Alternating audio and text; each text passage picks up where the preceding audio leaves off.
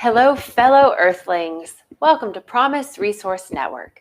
This is Jane, and I'm here for Expansions, where we can navigate the spiritual dimension of wellness. That sounded so boring, and it's so perfect for what I want to talk about. So, hey, spirituality, it can be fun. I do want to share a couple of things before we begin. I would like to share the welcome desk number. Couldn't get that word out for a second. So if you're interested in peer support, becoming one, receiving one, knowing more about Promise Resource Network, connecting a little bit more within this community, please call the welcome desk. The number is on the screen right there. And the number is 704-390-7709. So please call this number. And also, one of my favorite things that Promise Resource Network created during the COVIDicus season was the Warm Line. And the Warm Line is a toll-free number, or it's a free number. I don't know if it's toll. It's a free number, and you can call it anytime, all day, every day. And the number for that is 833-390-7728. And the reason for this super cool offering, this Warm Line, is if you just want to call someone and talk. I just think this is brilliant. I there needs to be more of these. And I just realized that you can see all of my tie-dye on the hands. I tie-dyed today with children, and I'm all types of inked up. They're not new tattoos. You see that? I know, it's so good. Tie-dyeing is so fun. So yeah, call the Warm Line and share this number with anyone and everyone that you feel it could be of service for. Write this number down, pop it on your refrigerator via a magnet. Or you could write directly on your refrigerator, but I do not recommend that. So we're back. Mama Jane is joining us from Indiana. I wonder if it's as cold and rainy and gloomy as it is here. I'm going to take my shoes off so I can sit back and relax. I got the computer finagled so that I'm facing y'all at the same time. So I'm pretty excited about this right now. All right. Looks like the sun is trying to come out. Just enough of trying to come out. I'm happy about that. So, y'all ready to dive in? Y'all ready to expand and see whatever this looks like and feels like? I'm going to light a little sage. So check this out. I just read that I knew that sage did more than just cleanse our field, but I read that it removes 94% of bacteria in the air. What are you talking about? Sage. Burning sage removes 94% of bacteria in the air. So it actually is very cleansing and clearing. I mean, how much sage do you have to burn all of the bacteria in a specified room? I don't even know. I don't know what I don't know if it was space to sage. Right? I don't even know. Yeah. It was probably they tested it on a little area and filled it with smoke, and they're nothing survived that one. Of course, because you smoked everything out. You smoked out the bacteria. We hotboxed it. Right. I want to say good evening to Ben, who's joining us. The temperature in Indiana is starting to drop, Mom says. I get my sage, bulk at it's a company that I get my bulk teas and herbs from. And I don't remember the name of it right now, but I get this bag of it. So it's already done. Is that where you get yours? That's where I can get local honey. Uh-huh. And all kinds of other healthy, nutritious, that's a better word. They have natural stuff there. That's the word, natural. Uh-huh. I was on East Boulevard. I haven't been there for a while. I need to get some more local honey. That's the place to go. I take that in February, and that builds a resistance to pollen, because otherwise I'm allergic to pollen. Yeah, local honey is the The bee's knees. Very good farm. It is. They actually take little bee kneecaps. They put it in the honey, and that's the bee's knees. You know, I consider myself vegetarian, so I wouldn't be able to eat. You know, I have vegan friends that won't wear wool socks nor eat honey. Like they're like very strict vegan, and so like no wool socks or wool anything. No Which wool socks? yep, because the wool is from the animal, and so they don't wear anything that comes from animals. What's he gonna do? Tear them up? Tear up their feet? No, I think that they just don't want to use animal products, just for like the humane aspect of it. But to me, in my head, if you shaved that animal, it's probably gonna be like, yes, I feel so good. I got that haircut. But that's just me. I also like to wear wool socks. Now I'll spend more money on eggs from hens that are cage free.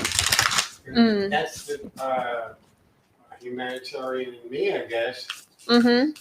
Let them run around and Yeah, be free, little chickens. Be yeah. free.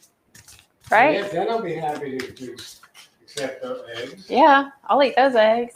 I want to say hey to Darlene who's joining us. So yeah, as you all hop on, please feel free to comment, share, add in, ask questions. Like I want to make this interactive. I do want to draw a card though before we begin.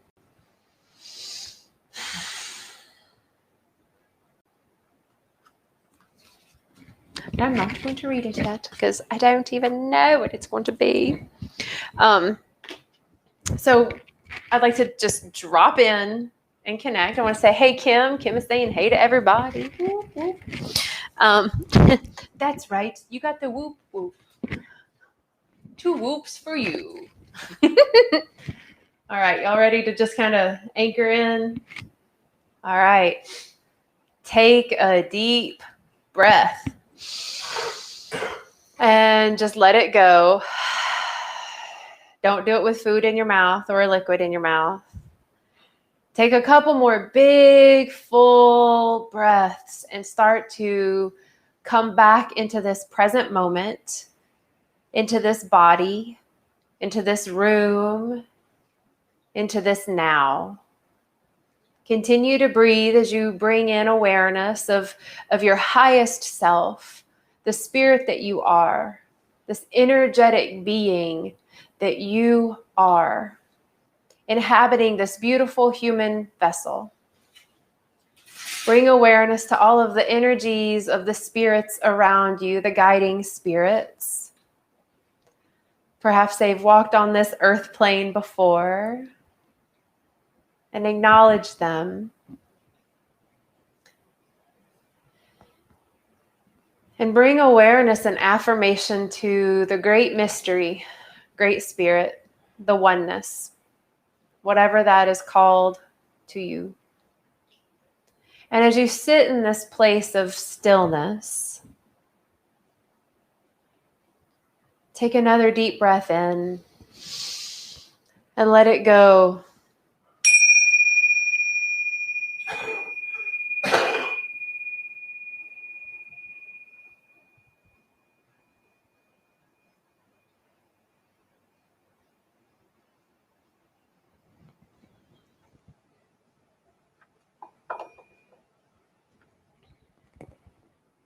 And now we're here. I'm here. We have arrived. So I had something that I kind of want to talk about, but it's something super duper big and loose and malleable. So we can still talk about whatever it is we want to talk about, whatever that is that we all want to talk about. But I just want to share. So this past weekend, I got to be at 2 different festivals. One was at the Whitewater Center, and the other one was in Salisbury at a hemp farm, and it was called Soul Harmony Fest, and it was the first annual. So excited, so grateful. And both of these weekends were focused on spirituality. They really were. I need to attend events on spirituality. Yeah. I need that. Yes, and it's interesting because they call them yoga events. They called them yoga. So the Flow Fest at the Whitewater Center, it was a lot of yoga classes. So it was a lot of the movement and the asana. And it was also a lot of meditation classes, yoga with astrology, and a tantra workshop and an energy workshop, and all of these different workshops. And I got to teach a couple of them. And then at the Soul Harmony Festival, again, I think they didn't call it a yoga festival, but they kind of did. It was like a yoga, wellness, holistic gathering outdoors. And it was yoga classes, meditation classes, conversations, conscious conversations, vendors, local vendors. And I got to have offerings there, and also got to sing with my friend bandmates called the Bhakti Bunch. And we got to sing like songs of devotion. And we're on the main stage, which was super duper cool, because that's just fun to like be on a main stage and like sing in microphones. It's just cool. And it was so fun. It was like just like moving and just like feeling the music. And all the offerings were so exciting. Some of them had dance involved, and people were connecting and just having a really good time. And I thought, this to me is church. To me, this is the concept of church. It's where people gather to connect with something bigger and for fellowship. And it really got me thinking about the spiritual community.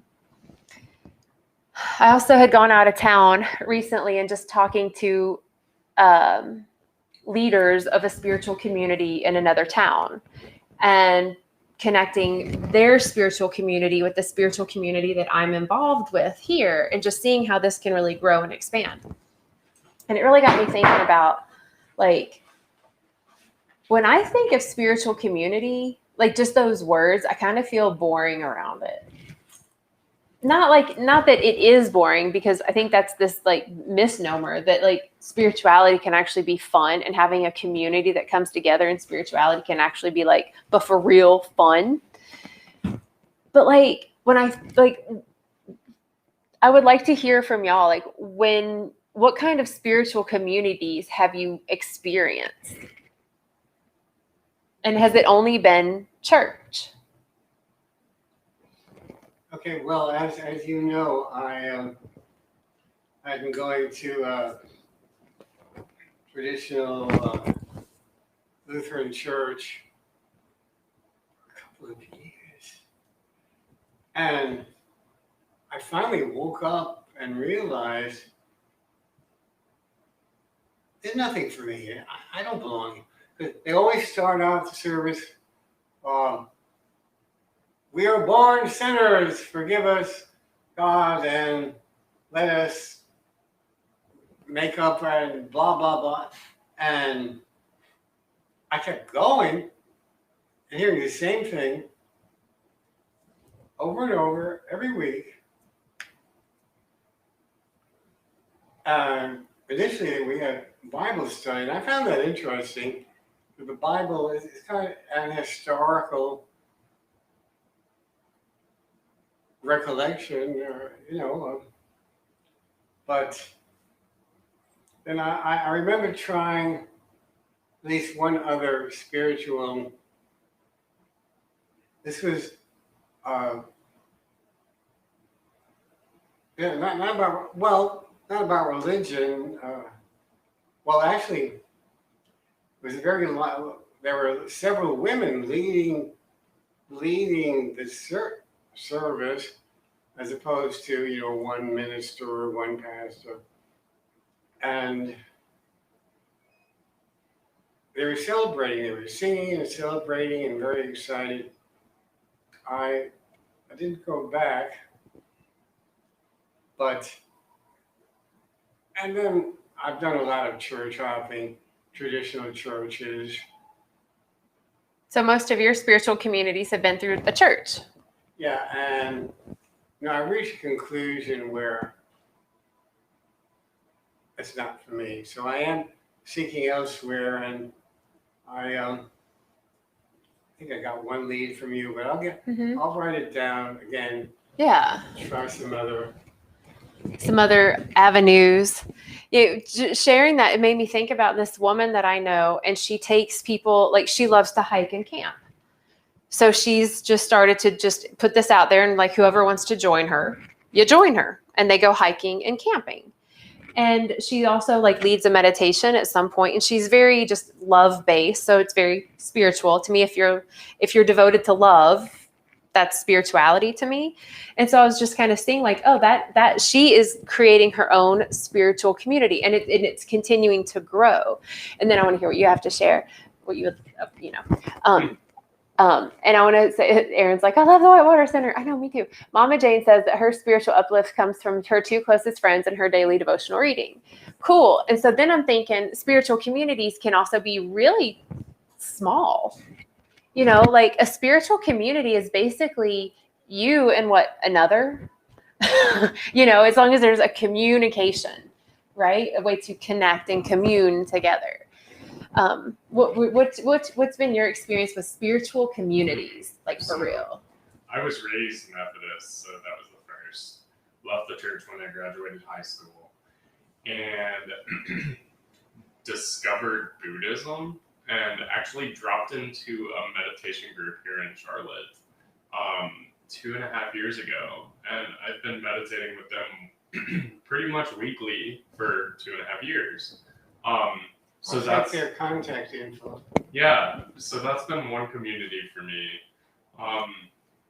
But in the meantime, like I've also had community that hasn't incorporated into all that. So, me and a teacher will connect, or me and a teacher and their other students will connect. And, it's kind of like this exchanging of energy where I'll be with that group for a little bit and then just move on to the next one. And it's kind of like we feed off of each other until we're no longer with each other. And I've seen that be very consistent throughout my life. Like, as soon as we've finished with somebody, we like move on to the next thing, and then we're like elevated even more. So here's a question.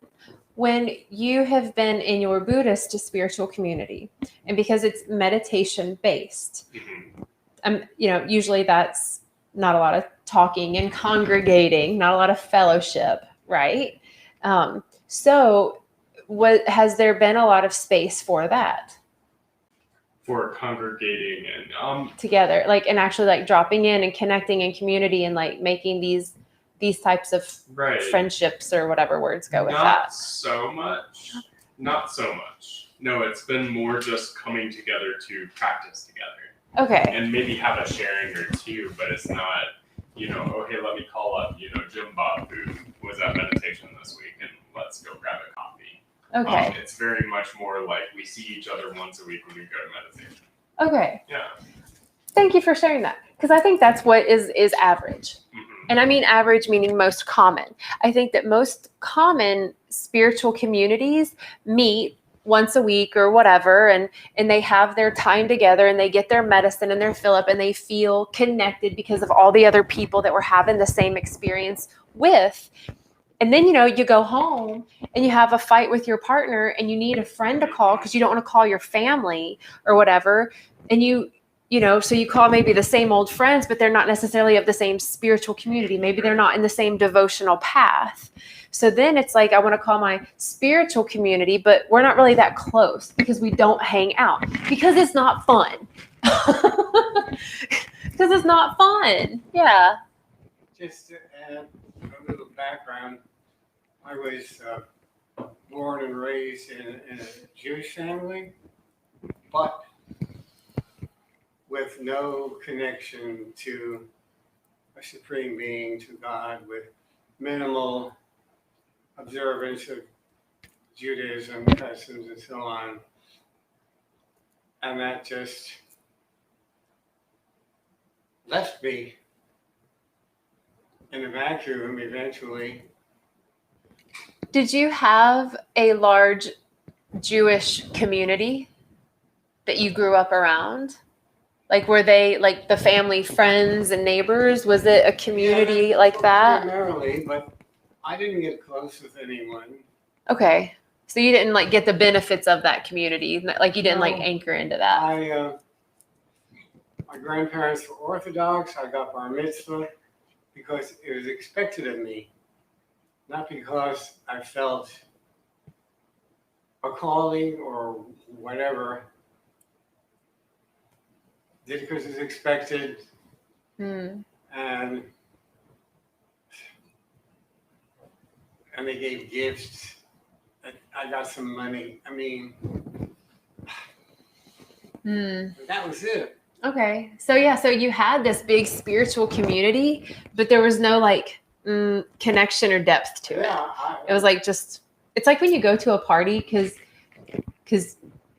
you're supposed to, and you go there and you say all the niceties and Yes. hi, how are you? Oh, what have Yes. you been up to for the past year? It's like a family reunion, which I've only been to one in my life. So I don't know if that's how many have you had? One every year except for COVID. Like, Really? Yeah, for my entire life. What? Yeah. How many family reunions did you like have? Is that like something that was common for you? Well, summers, my aunt and uncle had a house out on a lake in upstate New York, and we'd go there. Guess we'd have a reunion there every Okay. summer.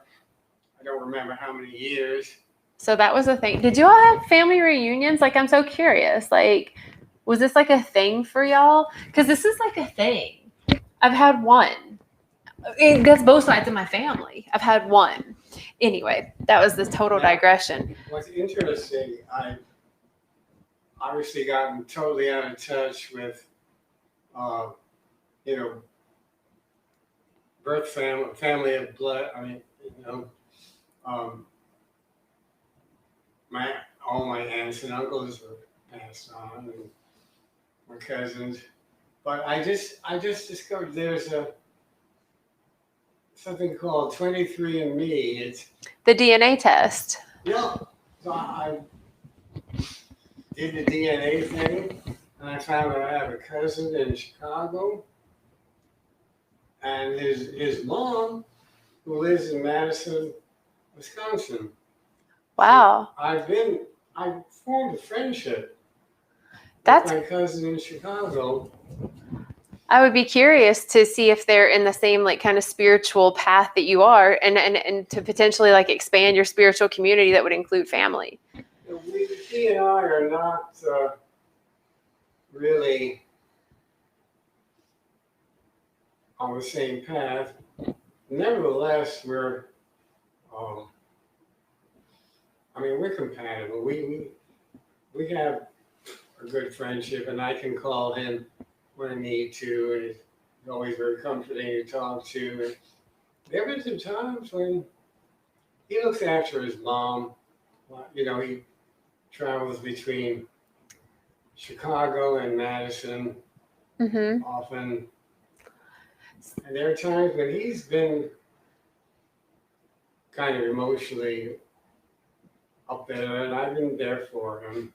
That's awesome. I'm glad y'all got to meet that. I kind of want to dive back into this this topic about spiritual community, because it sounds like we collectively haven't had, not all of us, but I think many humans haven't had an actual like spiritual community. And maybe it's just us in this space, or like right now, but I feel that I think it's interesting because you said you were digressing on the family tangent, but I don't think that's a digression at all. Part of having a spiritual community is understanding that they're chosen family and being able to create that environment where we can have those chosen family reunions. Yes. I think for me, being able to identify that a community is needed, and also saying that, oh yeah, I can be in the community of college, but I don't resonate with being a college student. I'm going for a degree. Being a spiritual person, resonating with spiritual people, And somehow finding a way to build community is something that I deeply desire. And being able to say, oh, hey, let's hang out. Let's go grab coffee. Let's go get pizza. You know, we don't have to go to a yoga or meditation event. Let's just go hang out. Yeah, like let's just hang out. Right. Because that's the thing to me about community. It's like, it's when you get to do these just like hang out things. You know, it's like, oh, well, yeah, we went and we had this cup of tea. We both found out that we both like this. So I helped this person with that. Like, you just drop in more, you know, and then you can also like make jokes and play. I feel like that's where play and healing happens, you know, because like if I'm going to a yoga class with my spiritual community, it's great. And I feel better afterward. And I feel more connected to the people that were there than if I didn't go or than if they didn't go. But like, I couldn't tell you what they're actually going through. They couldn't tell you if I'm having a good day or a bad day. You know, they can't, like, there's no real depth to it. And there's no space for curiosity. There's no space for questioning. There's no space for expansion. There's just not that space because the hearts, although they're all like in this unified field of a focus, they're not in the field of connecting with each other on a deeper level. Right. And so then it's like, why not? Like, why aren't there more like gatherings where it's like, hey, if you're spiritual and you just want to like hang out, just come here. So, you know, I think that's relevant and real. And, you know, even with the festival this weekend, there wasn't a place to just go and congregate. And while true. Soul Harmony Fest was amazing, there wasn't just a tent for going and being able to draw and talk to somebody or, you know, throw some paint on a sheet of paper and say, hey, you know. And like, I think that's a big aspect of building that community is talking to somebody that you don't know without the barrier of I have to do it before or after this said activity. And I have to do it when we're in a common place. And I felt that wasn't exactly conducive at Soul. Yes, I'm so glad you mentioned that. Think about this, right? So when I think about like feminine and masculine energies and manifestations, the feminine energy is going to be like a time and space to be open and fluid and create, okay? And the masculine energy manifestation is going to be the structure, the timeline. Like I have this timeline for you to play and create. And I think that most festivals and actual spiritual community gatherings, which are usually yoga festivals, everything is booked, right. You know, and not only is everything booked, and I get it, like it's to give opportunities for people to make choices and because we still have this like underlying desire to fill our cup or FOMO, you know, and all this, it's like, I want to take this class and this class. My friend is teaching that one. I want to do all these things. And who can I bring with me? So I feel like I connected with someone, but we're not going to talk and hang out because we're going to go both going to go and do the thing. There's no like, we like, here's a 1 hour lunch break, right, where you go and you just relax. You go to the vendors, you grab a bite, you go to the tent that's the painting or music making or poetry writing, you know, or something like that, where it's a set time, maybe 30 minutes here and 30 minutes there, a set time to just be together. I would say that that's what's lacking in all of these places where spiritual practices are pushed, because we feel that is the connection that we need to be making. And those of us that have already established the connection with self are looking for the connections with other people that have established the same connections. Yes. And it's doing the things that are delightful, you know, like that are just, I don't have to turn this in, right. You know, I'm not doing this for a grade. I'm not doing this to show off. I'm not doing this to present it. I'm just doing it to do it. Mama Jane said that since COVID, she has seen and heard more people searching for more spirituality. Oh, I bet. Yeah. I mean, I've had more and more people reach out to me since Covidicus season, like so many people that are just like, well, shit, I'm alone, but I know that I'm not alone. How do I connect with something bigger if I'm not going to be around other human beings? Well, that's my line of thinking. I often feel alone, but not when I'm here. I'm so grateful Me for the too. opportunities. Tonight's an excellent example of I'll leave here feeling better and get a couple of leads perhaps. Mm-hmm. Yeah. I feel that too. Like just coming here to hang out and talk about spirituality, which is so broad. I mean, we could literally talk about anything from love to community to yoga to physics to Jesus to Buddha to whatever, to like we could literally do anything. You know, like we can talk about whatever we want. I don't understand why it's so difficult to build community, because I can like tell people that run these spiritual organizations, let's do a potluck. And I can say it over and over and over again. Mm-hmm. Let's do it. Like let's actually take that step to building the community. Remind me to tell you something later. And I think, you know, if we look back at like, let's see, Mama Jane says, I think many people feel and think that the end time is around the corner. Well, it is. It's now, right? I mean, and I don't mean that in like in a morbid way, but like, yeah, the end of time as we know it is here. We're remembering that it's all in eternal now. And so we start to lose, or we shift our relationship with the concept of time. So that book in the Bible is pretty accurate on the timeline around now. But that's the thing, you know, when I think about any indigenous culture of people, like what did they do in community?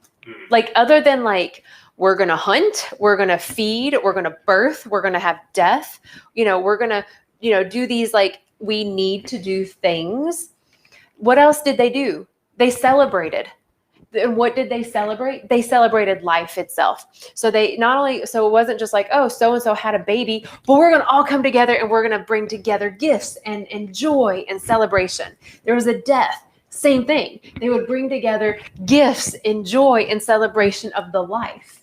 You know, they would come together and make art. The women would come together and have women's circles. The men would come together and have men's circles, you know, and no matter, and the expression of the woman or the man in these groups were so honored, right? So like, I could be like the super like girly girl and go into these. I could be a youth. I could be an elder, a middle age. I could be, you know, the woman body that like does all the hunting and the building and stuff. But the women would get together and amplify in community and just talk like, hey, what's on your heart? Let's celebrate that we're here together. And the men would do the same thing. And they would make music and clothes and jewelry and art. And they would create together. And 9 times out of 10, it would happen around food. You know, that's why we have every holiday is surrounded with some type of eat this, you know. I mean, every holiday is like an eat this. It's because it brings people together. It's breaking bread together. And I didn't see or feel much or any of that in the Jewish community that I grew up in. And I didn't feel any joy, any happiness, any of that. Again, as I said, I got bar mitzvah because it's expected. Mm-hmm. There's no Yeah. Doing the things out of expectation, it takes all the joy out of it. You know? It's like if I expect you to give me a gift, I'm not going to enjoy it. You know, I'm not going to be like, I got a gift, but it's like when we just get something because it was just this special thing because, oh, I just know how much you love this thing and not, oh, I have to give it. It's like tithing. It's like tithing to the church. I remember when that plate would come around and I would always feel guilty because one, I either didn't have anything to put in it or I didn't put the $20 bill that someone else did. I put a $1 bill in, right? And it was expected of me, whether it was or not. I thought it was expected of me. So I didn't enjoy giving to the church or to anywhere. It's like, but I would much rather just be like, hey, I have this extra $20 or $1 million and I really love what PRN is doing. And you know what? I'm just going to donate. So if anyone has an extra $1 million and you want to donate it to Promise Resource Network. But seriously, like that no expectation. And that, to me, that is community. It's that doing for another because you want to, and you also know where you can kind of put your energy in because you know where the holes are. It's like if you have something to say. Okay. It's like, it's like if someone is going through a hard time. Say you have a friend that's going through a divorce and you just know they're going through a hard time. You might just go and hug them a little bit more, or just randomly send them a card. But if we're not connected in community, we don't know these things. And we can't give these gifts of just love-based delight. So a big part of me is curious why these indigenous cultures have such strong community and then why we don't.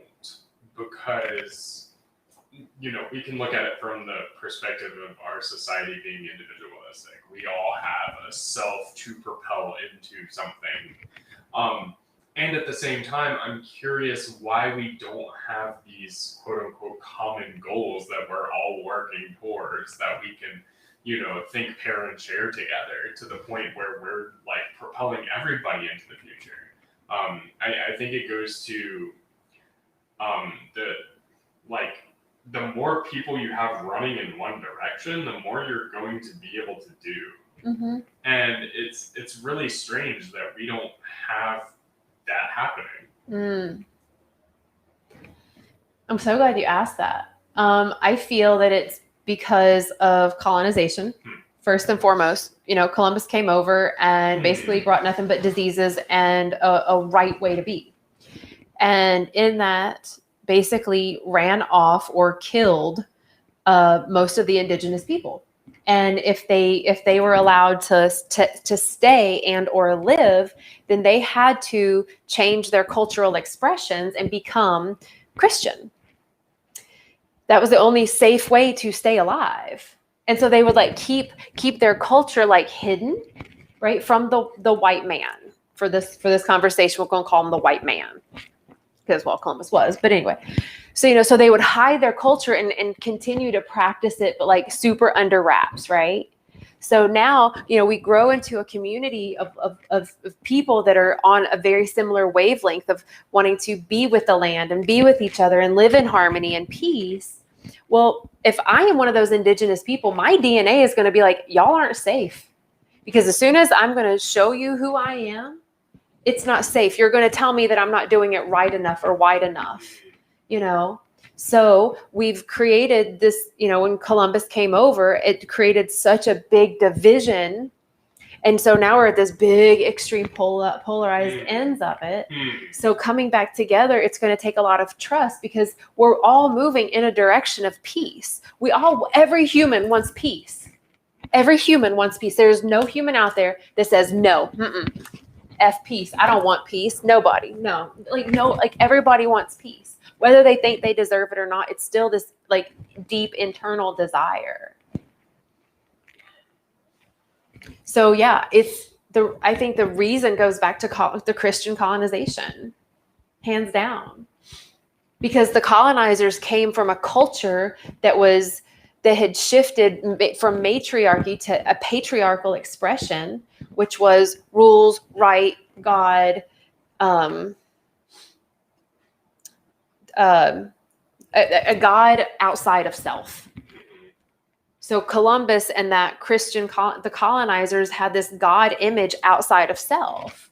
And it's what, and the indigenous knew that, like, yeah, God is outside of me, and it is me. They knew that the oneness was all. The colonizers were like, no, you're not God. God is outside of you. And in fact, I'm the closest embodiment, so you need to pay me so you can be safe. I'm also curious if the Christian colonization piece plays into our resistance to Christianity to the point where we feel we can't be in community because that same brainwashing is going to happen. So Totally. is that somehow playing into the fact that we don't have current community currently? Yeah, I mean, for me, I can speak to that. Like, my perspective is the last thing I want to do is be a part of a church. The last thing I want to do is say I'm in fellowship.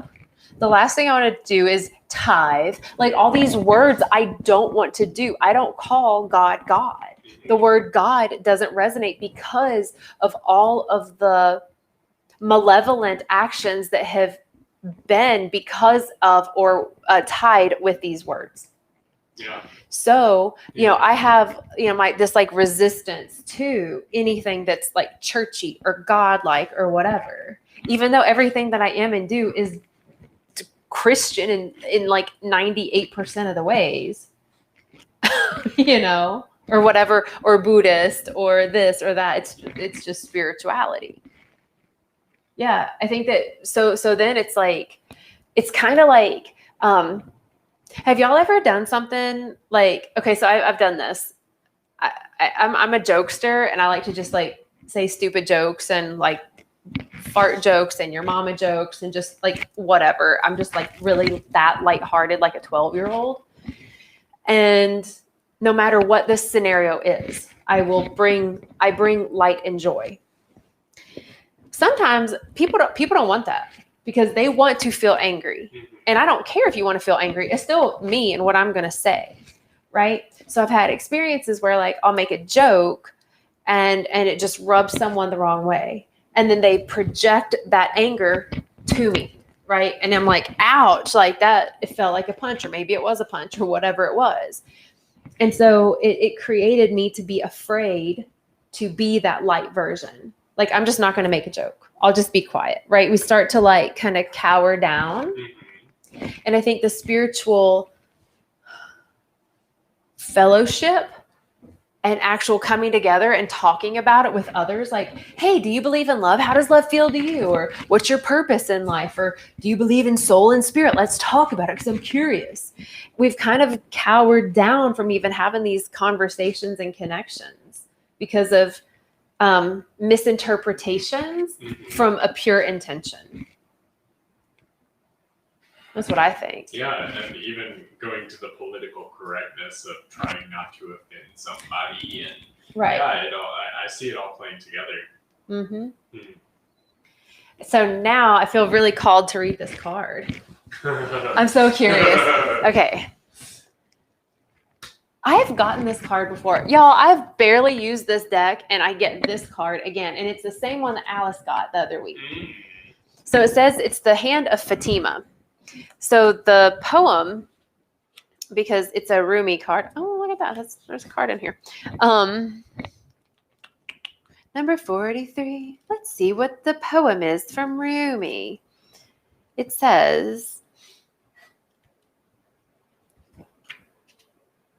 okay. It's a long one. Y'all ready for this? I'm not going anywhere. So. It says, I can never leave you, not for a moment, not for an hour. You are in everything I do. You are my everything. My drink is your sweetness. I move to your command. I am a surrendered prey in your hands, and you are my consuming lion. Your soul and my soul are truly one soul. I swear to our one soul, I long for no one but you. In the garden of your grace, I am only a germinating sprout. The crown of my blooming is the desire to be in your arms.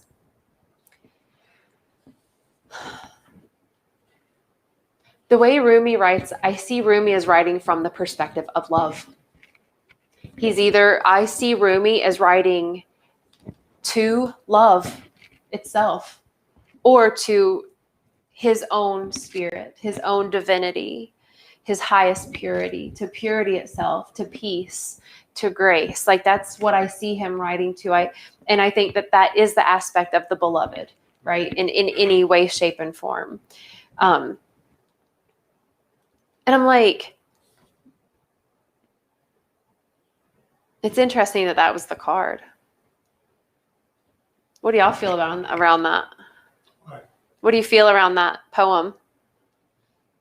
Well, my impression was he was writing to another human being, his loved one. Mm. Yeah, that was I assumed. Yeah. What do you feel around it? Yeah, I kind of felt like it was more talking about how, you know, if we're tying it back into this conversation, it's saying that no matter who the other individual is, our souls are connected in a way that we can be community with whoever we're around.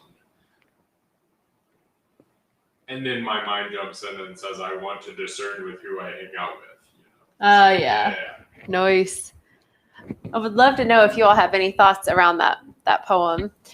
You know, just when you were sharing and then you kind of reflected back, just thinking about like a spiritual community, right?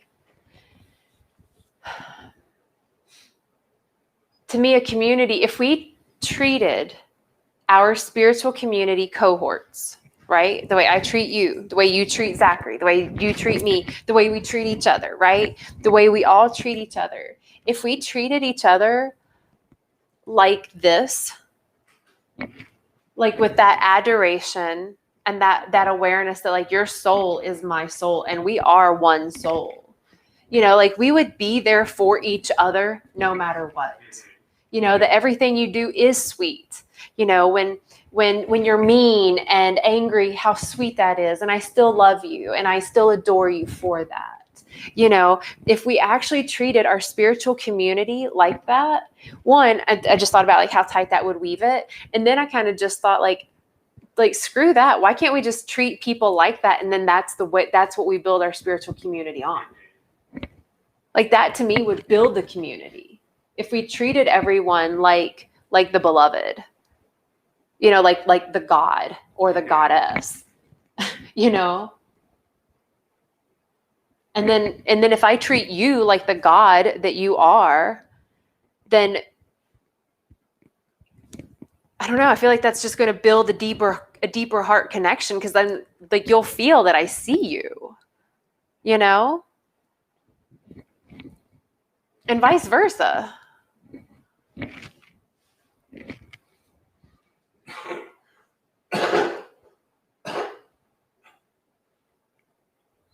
And then the last line says, the crown of my blooming is the desire to be in your arms.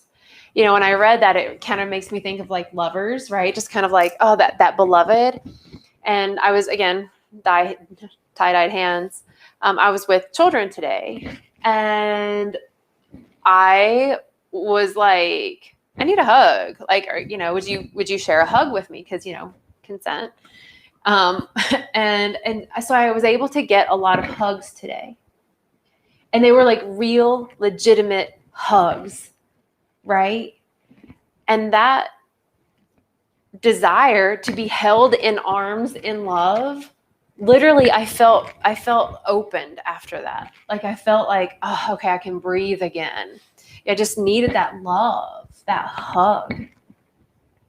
And it wasn't from, you know, some like an intimate, like beloved way. It was just like a human action of love way.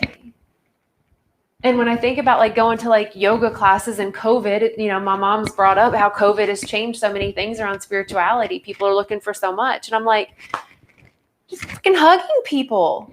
Like that is the connection. You know, you go to church or to yoga class or to this or that. And now with COVID season, it's like, no, I'm not hugging. I'm no, stay 6 feet away and don't get near me. And I don't have time to hug you because I got to go to my next appointment. I don't have time for this. I got to go. I gotta. That we are cutting our nose off to spite our face, trying to run around and be so busy, forgetting that human connection is far deeper than showing up. It's far deeper than showing up. I think that's the first step. But like the actual intentional connecting, listening, talking, what is going on in your life? How are you doing? What can I do to support you? Something. Let me give you a hug, a flower, something. Feeling it. Feeling it.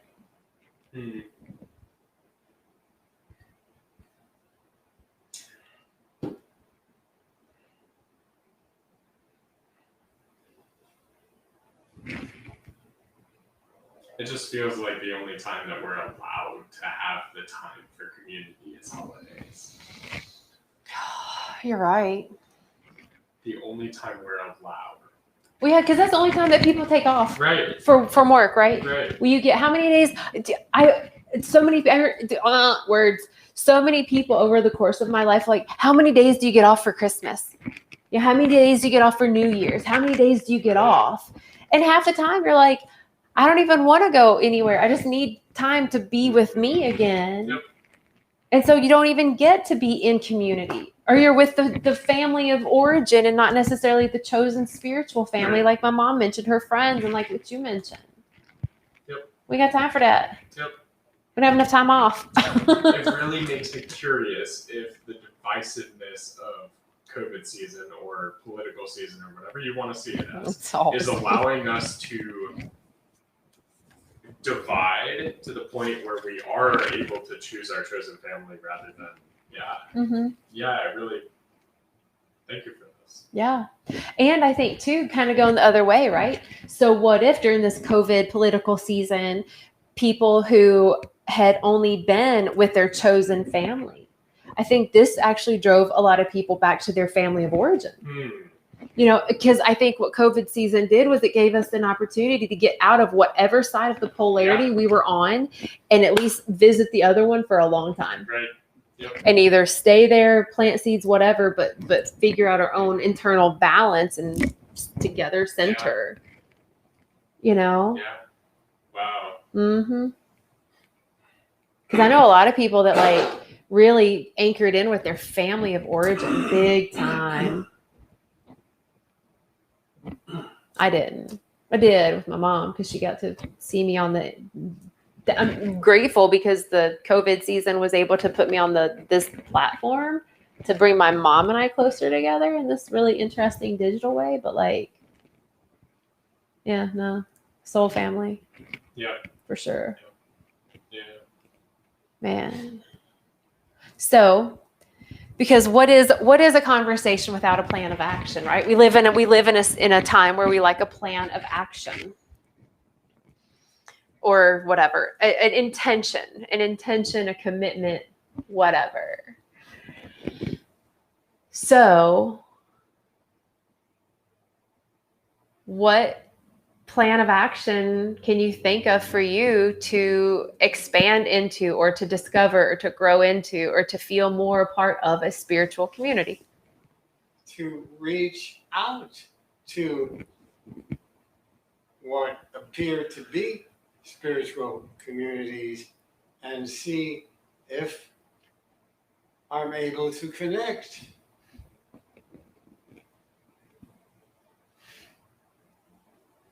I love that. Just reach out and ask. Like that to me takes the most courage. That right there is I honor that. Like I honor that to be able to say, I want something and I'm going to reach out and ask for it, because that takes big courage. And when we do that, to me, the universe says, oh, now I'm going to give you all that you just asked for and more. So thank you for sharing that intention. Welcome. What about you? I think for me, it's, I've grounded in with this yoga world, whatever we want to call it, and have made connections and have seen how people operate together. And I think it's just simply, instead of saying, hey, individual person, let's go hang out, it's saying, hey, 5 or 6 or 7 people, let's go hang out and see what happens. You know, it's opening myself up to the possibility of more than just me and one other person hanging together. Yeah, and I think that would probably be death of the ego a little bit too, because I'm not going to be the center of attention. Totes. Yeah, so I think for me that's also a challenge, that I can't just absorb the conversation and be the conversation. You know? Yeah. That's a fun place to play in, is for me to like be the center of attention, and to also go to where someone else is the center of attention, and I don't have to be, and then to go into other places where everyone is the center of the attention, because everyone just is being in community together. Right. You know. Thank you for that. I feel inspired. I don't know. I feel like I'm about to have a lot more potlucks, because I have, So I'm excited. So just mark your calendars for a date unknown that Jane's getting ready to have some more potlucks and intentional community gatherings. I just had a really big idea, and I'm so excited to like let this anchor in. So anyway, don't go anywhere, y'all. I just want to thank you all for being here and being a part of a spiritual community, whether you're like close by or not. You are definitely a part of my spiritual community, and I enjoy having you all here and sharing and just all of the things. And I love you all so very much, and I'm really grateful for all of you. True story. So I will see you all soon. Thursday. I had to think about that. So anyway, take care of yourselves and each other, and know how loved you are, and that you are a part of something bigger, whatever that is, but the universe. Okay. I love you all. Bye.